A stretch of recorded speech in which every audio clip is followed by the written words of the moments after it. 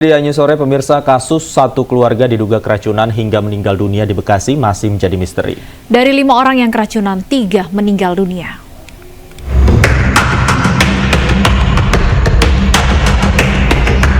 Hingga hari kelima pasca tragedi dugaan 5 orang dalam satu keluarga mengalami keracunan yang menyebabkan 3 orang meninggal dunia. Sedangkan 3 korban yang selamat masih dalam perawatan di RSUD Bantar Gebang. Sementara itu, kondisi rumah kontrakan korban di Kampung Ciketing Barat, Kelurahan Ciketing Udik, Kecamatan Bantar Gebang, Kota Bekasi, Jawa Barat, masih terpasang garis polisi. Salah satu tetangga korban belum sempat mengenal penghuni rumah kontrakan yang diduga menjadi korban keracunan makanan, lantaran korban baru menempati rumah kontrakan selama 2 minggu. Ya, itu aja beli. Terus kira beli. Ngobrol sama tetangga aja, sama saya, sama tetangga. Tapi sempat ngobrol sama? Nggak pernah sama sekali. Tapi setahu Mas, beli mereka ini kerja atau? Kalau kerja kurang tahu, nggak pernah. Tapi nggak pernah sih. Pihak kepolisian telah menyerahkan 14 sampel makanan dari lokasi kejadian. Selain itu, kepolisian telah memeriksa dan memanggil 7 orang saksi, diantaranya tetangga, pemilik kontrakan, serta mantan suami korban. Sedangkan suami korban berinisial WWN yang menghilang dan belum diketahui keberadaannya masih dalam pencarian. Intinya kami, Satreskrim Polres Metro Bekasi Kota sedang melakukan penyelidikan terhadap peristiwa yang terjadi. Apakah ini merupakan tindak pidana atau bukan tindak pidana. Mohon waktunya, mohon doanya agar permasalahan ini bisa terang benderang apakah suatu tindak pidana atau bukan tindak pidana. Sebelumnya pada Kamis pagi kemarin, warga Ciketing Udik, Bantar Gebang, Kota Bekasi, Jawa Barat digegerkan dengan temuan satu keluarga terkapar di dalam rumah kontrakannya dengan kondisi mulut mengeluarkan busa yang diduga mengalami keracunan makanan. Dari Bekasi, Jawa Barat, Rahmat Hidayat, iNews melaporkan. Dan pemirsa, untuk membahas terkait sekeluarga keracunan di Bekasi, sudah bergabung bersama kami kakak korban Pak Nanang dan psikolog forensik Bu Reni Kusumowardani. Saya langsung sapa, selamat sore Pak Nanang, selamat sore Bu Reni. Baik, kami belum bisa mendengar suaranya, bisa sekali lagi? Selamat sore Pak Nanang. Selamat sore Pak. Baik, saya ingin ke Pak Nanang terlebih dahulu. Pak Nanang, hingga saat ini update terbaru kondisi keluarga Bapak yang masih dirawat di rumah sakit seperti apa Pak? Belum ada. Kondisi terakhirnya seperti apa? Yang kondisi sekarang anak kecilnya sudah mulai, katanya udah mulai pulang, bisa pulang. Cuman yang mamangnya itu yang menjadi masih dirawat. Pak Nanang, kalau boleh tahu 2 korban selamat ini hubungan keluarganya seperti apa? Satu orang anak kecil ini adalah anak dari salah satu korban meninggal ya Pak ya? Korban lainnya ini hubungannya seperti apa? Yang satu itu yang ada di rumah sakit, yang satu ada ipar, yang kecil itu anaknya ada itu apa ya namanya? Oke, Pak Nanang, dari informasi yang Anda ketahui, ini kan keracunan, diduga keracunan dari makanan yang dimakan begitu. Dari informasi yang Anda dapat, ini makanan apa sih Pak? Yang saya dapat informasinya habis minum kopi. Baik, kami ke Bu Reni terlebih dahulu. Bu Reni, dari analisa Anda, apakah peristiwa keracunan ini sebuah hal yang disengaja atau seperti apa analisa Anda? Ya, masih terlalu dini ya untuk membuat kesimpulan analisis ya Mbak Stefani. Di dalam proses, di dalam peristiwa ditemukannya ya orang yang meninggal dunia, biasanya itu kita mencari penyebab dari kematiannya. Ada 4 kemungkinan latar belakang ya orang ditemukan meninggal dunia. Yang pertama itu kemungkinan kematian natural atau penyebabnya wajar seperti sudah tua atau kena penyakit tertentu. Nah, di dalam kasus ini kita perlu lihat ya, apakah memang ada penyakit yang bersama-sama atau mungkin memang meninggal secara wajar karena usia kelihatannya kok di sini tidak gitu ya. Dan kemudian meninggal karena penyakit tampaknya ini usianya beragam. Ini pun masih penuh dengan tanda tanya.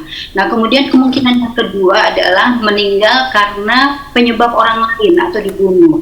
Nah, di sini yang kelihatannya masih misteri karena masih ada orang yang hilang yang belum kita ketahui keberadaannya. Apakah dia hilang karena pergi ya melarikan diri, ataukah dia hilang jangan-jangan ada penyebab tertentu dia juga ditemukan dalam kondisi yang tidak baik. Ini sampai sekarang belum ketahuan ya, sehingga masih sulit juga untuk disimpulkan bahwa ini pembunuhan. Dan kemudian yang penyebab ketiga itu bunuh diri. Tampaknya di sini indikasi kecil ya kalau ini penyebabnya adalah bunuh diri. Dan kemudian yang keempat adalah kecelakaan.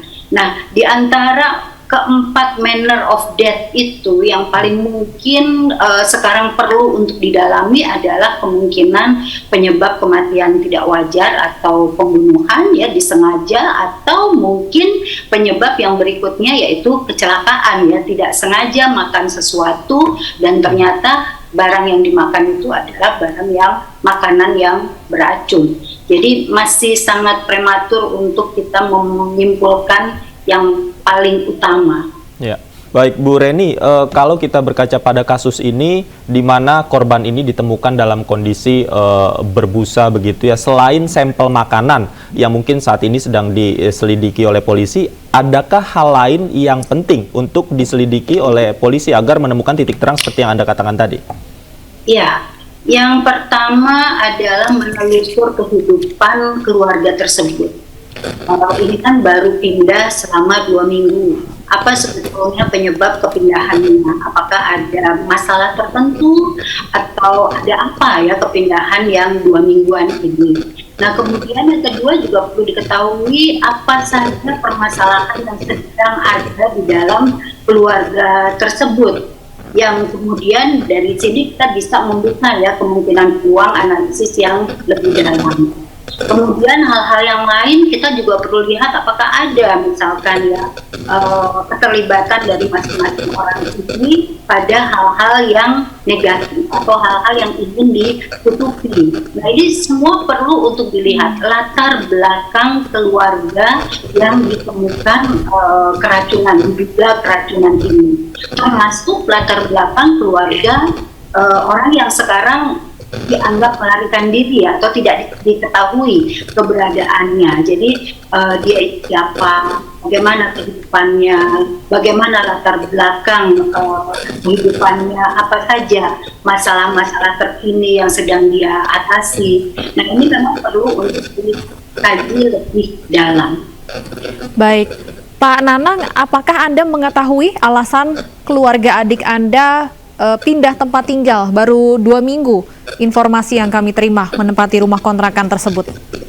Yang setahu saya, Bu, dulu kan pindahnya dari Cipalagung, dari Cipalagung Mande, pindah ke Bandung katanya.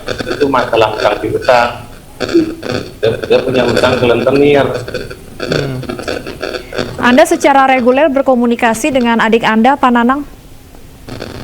Enggak, sama adik saya. Dia kan yang pinjamin duitnya kan adik saya, yang satu bapak itu dari Cipalagung.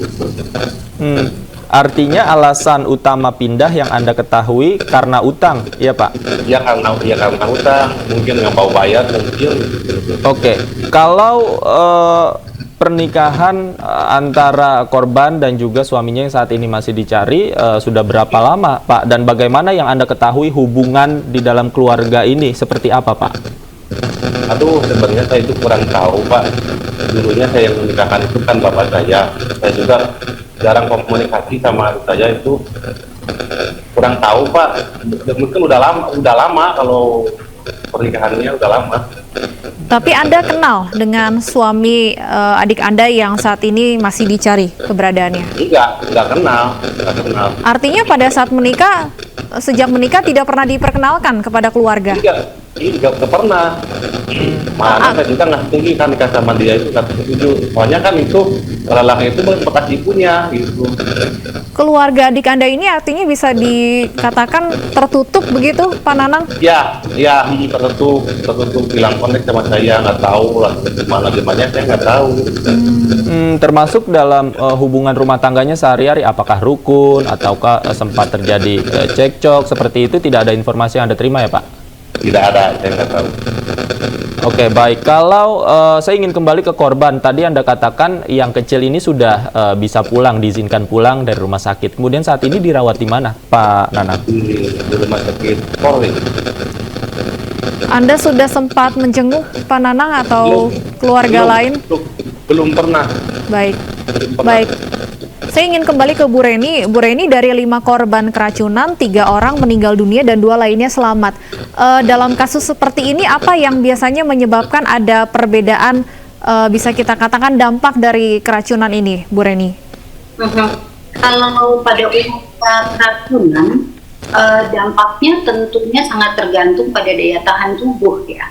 Daya tahan tubuh dan seberapa banyak racun yang masuk ya ke dalam tubuh seseorang. Namun itu kan bukan bidang saya ya. Biasanya yang kami lihat untuk mengidentifikasi kemungkinan penyebab kematian itu, kita menelusur detail mengenai latar belakang keluarga yang bersangkutan. Nah, ini kan sebetulnya ada kabar baik ya, Mbak Stephanie dan Mas Davi. Ya. Ada 1 korban yang dewasa yang selamat. Nah, ini bisa menjadi sumber informasi yang baik ya, kita bisa menemukan lebih dalam. Jadi apa sebetulnya yang dimakan atau diminum sebelum peristiwa pengadilan, dan kemudian yang bersangkutan bisa harus dirawat ya. Jadi apa yang dimakan, berapa banyak yang dimakan, siapa yang memberikan makanan itu, apakah semuanya makan, termasuk suami korban yang sekarang sedang dicari. Nah, ini bisa ditelusur lebih dalam mengenai apa yang terakhir mereka lakukan sehingga mereka berakibat ya teracuni pada diri mereka. Kalau kita lihat ini juga tadi diceritakan oleh Pak Nanang bahwa kesehariannya juga mereka tertutup, bahkan terhadap kakaknya sendiri tidak pernah cerita tentang rumah tangganya seperti apa. Apakah ini juga menjadi salah satu indikasi, Bu Reni, bahwa memang di dalam keluarga ini, dari tadi indikator yang pertama adalah terlilit hutang, kemudian pindah. Apakah bisa dijadikan salah satu indikasi bahwa memang sebenarnya ada masalah yang dihadapi oleh keluarga ini, Bu Reni? Jika itu benar ya, ini menjadi salah satu petunjuk. Apakah memang masalah inilah yang kemudian membawa pada ujung permasalahan dugaan keracunan ini? Itu bisa menjadi salah satu sumber. Artinya saat ini yang bisa menjadi saksi kunci dan memberikan titik terang kasus ini memang adalah suami yang masih dalam pencarian, Bu Reni. Bisa dikatakan demikian?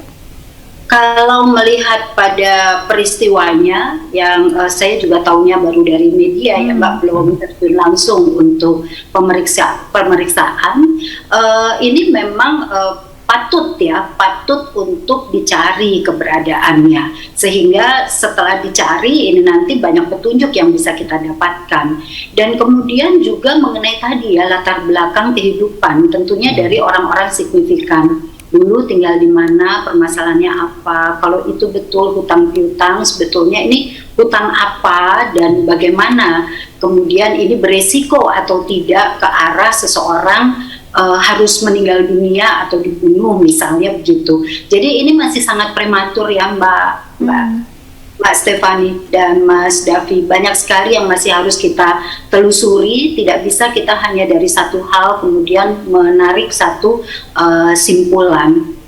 Oke, baik. Saya kembali ke Pak Nanang. Pak Nanang, tadi Anda katakan korban ini yang satu kan masih dirawat di rumah sakit, Pak.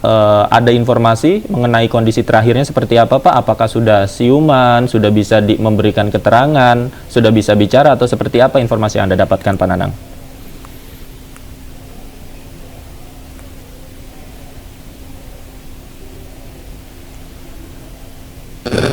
Jadi begini Pak, Ya, silakan Pak Nanang. Belum ada informasinya Pak. Yang sekarang yang baru Mas. Pak Nanang, kalau untuk korban MDS ini tadi Anda sebutkan adik ipar ya Pak ya? Ini Ya. sudah lama tinggal bersama dengan keluarga adik Anda? Lama juga Bu, lama. Ini adik ipar dari sisi, artinya dari suami korban yang baru artinya Pak Nanang? Gimana Bu? Gimana? Ini adik ipar artinya adik dari suami korban yang saat ini hilang? Iya dari istrinya, ya dari istrinya. Baik, Pak Nanang, kalau untuk mantan suami dari dari adik Anda, apakah Anda sempat mengenal, sempat mengetahui apa alasan perceraian dari pernikahan sebelumnya? Yang pertama nikahnya adik saya gitu. Iya, pernikahan pertama dari adik Anda.